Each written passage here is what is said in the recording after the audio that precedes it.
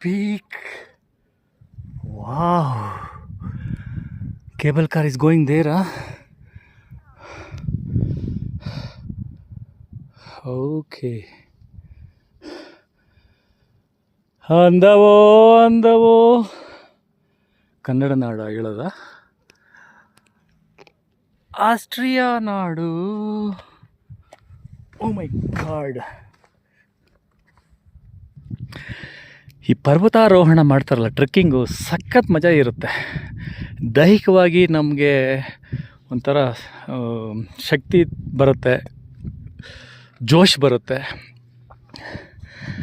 ಪರ್ವತ ಆರೋಹಣ ಅಂದರೆ ಟ್ರೆಕ್ಕಿಂಗ್ ಮಾಡಿದರೆ ನಮಗೊಂಥರ ಹುಮ್ಮಸ್ಸು, ಪಾಸಿಟಿವ್ ಮೈಂಡ್ಸೆಟ್ಟು, ಛಲ, ಗುರಿ ಇವೆಲ್ಲಕ್ಕೂ ಗುರಿ ತಲುಪೋದಕ್ಕೆ ಹೆಲ್ಪ್ ಆಗುತ್ತೆ ಅಂತ. ಕಿರಿದಾದ ಜಾಗ ಇಲ್ಲಿದೆ, ಬಟ್ ಇಟ್ಸ್ ವೆರಿ ಡೇಂಜರ್. ನೋಡಿದ್ರಾ ಅಲ್ಲಿ ಸಿಲುಬೆ plus mark, nothing wrong.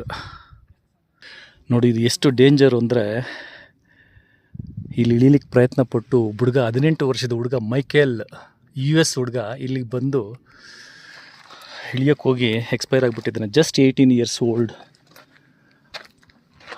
Thank god.